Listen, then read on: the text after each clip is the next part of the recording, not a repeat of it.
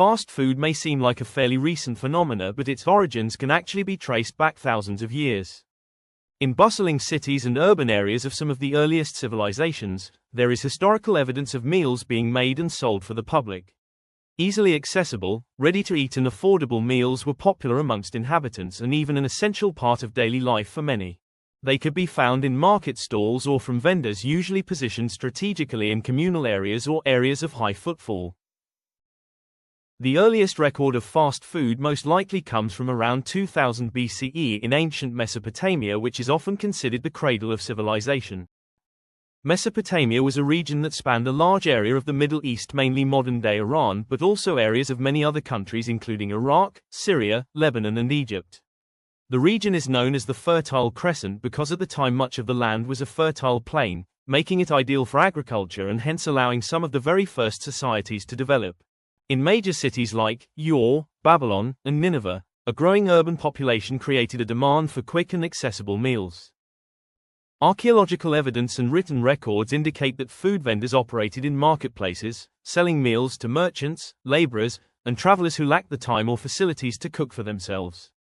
One written record from the time called the Code of Hammurabi, written around 1754 BCE, includes regulations for tavern keepers and food sellers. There is also evidence from the time of authorities overseeing fair trade, food quality, and pricing.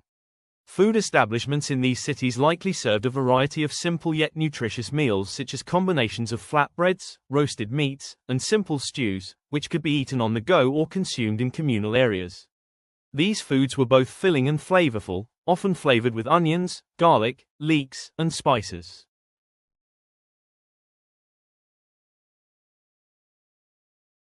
In ancient Rome from around the 2nd century BCE, fast, ready-to-eat meals were a common feature of everyday life and even a lifeline for much of the working class, who often could not afford to cook themselves or it was not practical for them to do so. The thermopolium was the Roman equivalent of a fast food stall. Typically they were stone counters holding large storage vessels inside called dolia, which held hot food such as stews, soups, and grains. Thermopoliums could be found in markets, public forums, and near bathhouses, ensuring a steady flow of customers. Thermopolia were particularly popular in high-density apartment blocks known as insulae, which housed the majority of Rome's population, mainly because cooking was often impractical or even prohibited due to fire. There was a diverse selection of food on offer from these eateries. Typical meals included lentils, chickpeas, stewed meats, cheese, olives, salted fish, and garum, a fermented fish sauce. Fresh bread was also common, often served with toppings such as honey, cheese, or cured meats. These meals were inexpensive, protein-rich, and easy to prepare in bulk, making them ideal for street vendors. To accompany meals, wine was frequently sold, often mixed with water or spiced with herbs. In 2023, archaeologists excavating the famous city of Pompeii uncovered a 2,000-year-old fresco depicting a flatbread dish resembling focaccia with various toppings of fruit including pomegranate and spices and possibly even a type of pesto sauce. Although the bread is lacking key ingredients to be considered a pizza, tomatoes, which were introduced to Italy many centuries later, and mozzarella, it has a striking resemblance to pizza and may be evidence of an early ancestor, suggesting a natural progression towards pizza in Italy many centuries later. The fresco was discovered on a wall of what would have been the hallway to a bakery, which are known to have housed ovens very similar to those of pizza ovens. So if you were transported back 2,000 years in ancient Rome, at least you might be able to grab a slice of pizza. Well, kind of.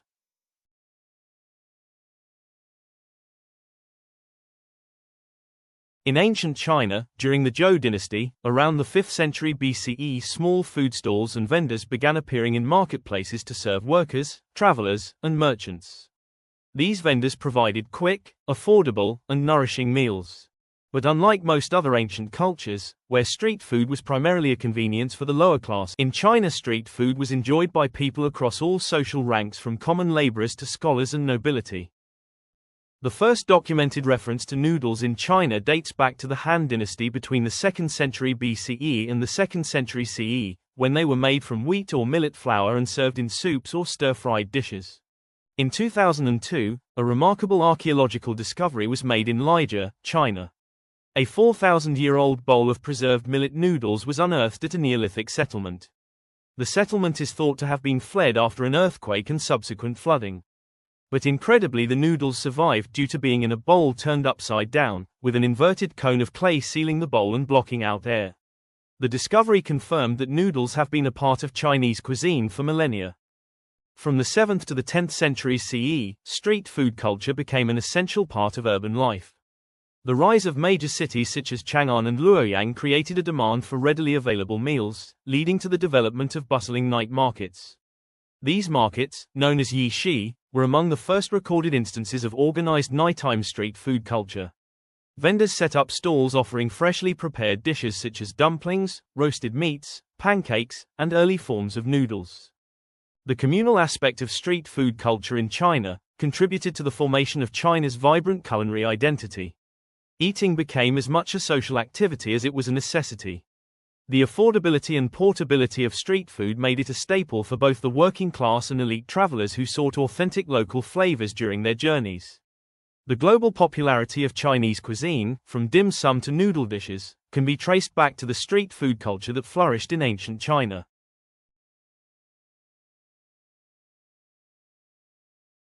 By the medieval period in Europe, most large and well-inhabited cities and major towns usually had what they called a cookhouse. Cookhouses would usually sell pastries, such as meat pies. Hence they were often known as pie shops. Pies were hugely popular during the Middle Ages, not just because they are delicious but also because pies were a handy way to preserve and store food.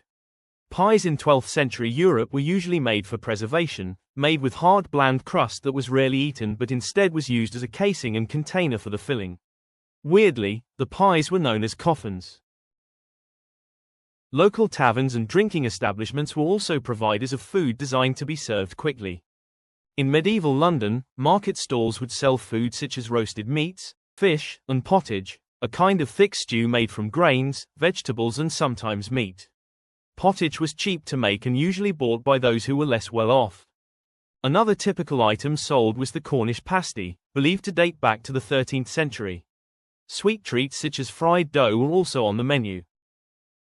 In Paris there are historical records of waffles, pancakes, and tarts being sold to passers-by in busy marketplaces and outside churches.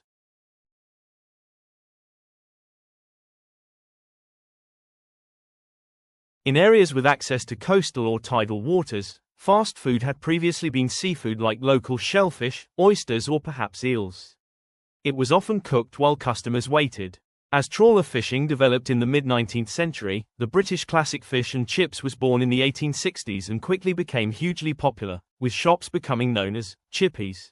The origins of fried fish can be traced to Spanish and Portuguese Jewish immigrants, known as the Chuts, who were originally settlers in the Netherlands but came across to the UK as early as the 16th century.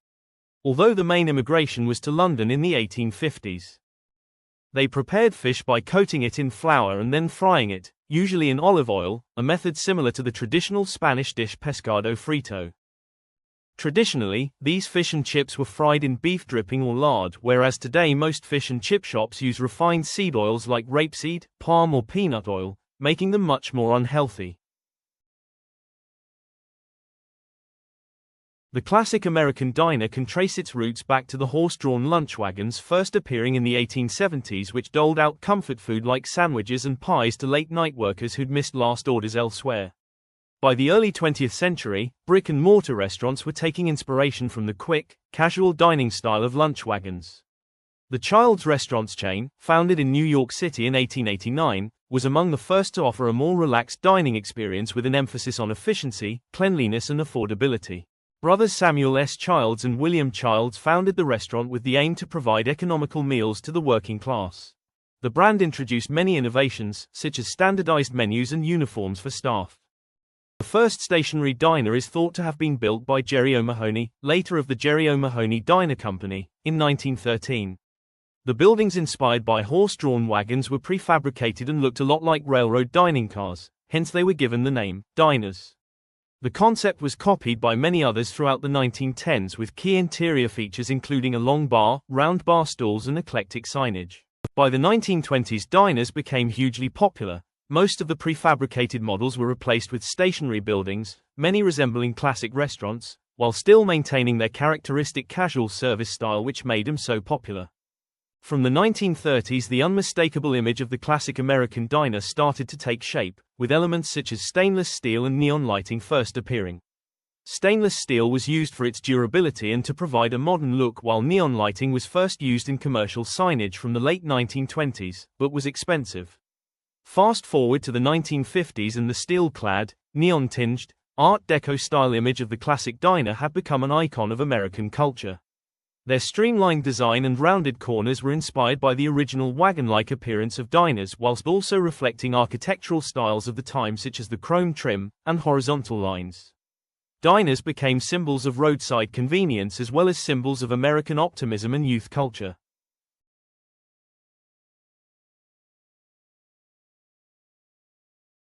The automat was another key development in the history of fast food. First appearing in Berlin in 1895, an automat was a type of fast food establishment where cafeteria met vending machine. Meals could be accessed by customers from glass compartments via inserting coins or tokens in slots. While cold foods could be immediately taken from the automat, customers would have to wait for hot meals to be finished and sent to them from the kitchen via a so-called dumb waiter. Though the main attraction of the first automats were more about the novelty of the experience than about speed, they were an impressive innovation for the time. An array of different cold and hot meals, desserts and pastries were available, including sandwiches, cakes, pot pie soups and salads. As well as sausage dishes like bratwurst, stews such as goulash and German comfort foods like frikadelle, a ground meat patty and a rundstück warm meat, traditionally, slices of roast pork or roast beef, served in a crusty, round wheat roll, called a rundstück, doused with hot gravy and sometimes served with mustard and pickles. The meals frikadelle and rundstück warm are thought to be the main inspirations for the American classic, the hamburger. Especially the rundstück warm, which originates from Hamburg, a city from which many German immigrants left for America. However, a hamburger was unlikely on offer at one of the original automats in Berlin. The modern hamburger, a ground beef patty served in a sliced bun with condiments, is thought to have been first popularized on a large scale after the 1904 St. Louis World's Fair, where American culture, including cuisine, was showcased to the world. The automat concept was first introduced to America by a company called Horn and Hardart, formed by two business partners, Joseph Horn and Frank Hardart. Hardart was of German, Bavarian roots, and their quick lunch concept, focusing on fresh drip coffee as opposed to the harsh, boiled coffee standard at the time, had been hugely popular since the opening of their first lunchette in Philadelphia in 1888. Joseph Horn had traveled in Europe and experienced the revolutionary new form of restaurant known as the automat, which had already taken off in several countries. The two met with a representative of Quisisana in 1901, the original manufacturers of the automat, who wanted to sell their machinery further afield. By 1902, Horn and Hardart trialed their first automat in Philadelphia. The restaurant still relied on dumb waiters for hot food. But in 1906, Horn and Hardart's chief engineer John Fritcher redesigned the machine, tweaking it to the needs of American cafeterias. Fritcher secured a patent for an innovative automat that held ready-to-eat dishes through a bank of clear glass windows 4 rows high. Crucially, Fritcher improved the device by adding a rotating vertical cylinder behind each stack of 4 glass-fronted compartments. When an item needed to be replaced, employees would load a dish into the cylinder from behind, then rotate it 180 degrees to reveal the item to customers. This completed the illusion of a mechanical fount of plenty, creating a separation between the diners and those making the food. Eventually, hollow chambers were also added to the rotating drum so it could be filled with hot or cold water depending on the need, to maintain the food's temperature while it sat on display. H&H automats became hugely popular as they added new locations across America, including in Times Square, New York in 1912. Automats were also one of a few restaurant chains in the late 19th and early 20th centuries where unescorted women were allowed to dine, adding to their popularity, as it didn't limit them to just workers during lunch breaks. The affordability, convenience and novelty of the automat had made it an American institution, a key part of American city culture. But by the 1950s the popularity of the automat began to wane. Inflation pushed the price of H&H coffee to 2 nickels in 1950, after decades of reliable, 5-cent coffee. As fast food restaurants gained popularity, automats had trouble keeping up. Despite the illusion of mechanical efficiency, the restaurants still relied on an army of workers to cook and constantly replenish food compartments, which in the end was unsustainable. When the volume of customers declined, these workers became too expensive for the restaurants to support. Automats were forced to cut costs and they began to rely more on frozen food, leading to a noticeable decline in quality. In December of 1968, the original Horn and Hardart Automat on Chestnut Street closed after 66 years. Many Automat locations were replaced with fast food restaurants like Burger King. By 1977, the last New York City Automat had become a tourist attraction and novel piece of nostalgia. Finally, on the 9th of April 1991, the last American Automat on 42nd Street and 3rd Avenue in New York City was shut down, officially bringing an end to the Automat as a part of America's dining culture. Thanks for listening to part 1 of the evolution of fast food. Stay tuned for part 2, where we continue to explore the origins of modern-day fast food.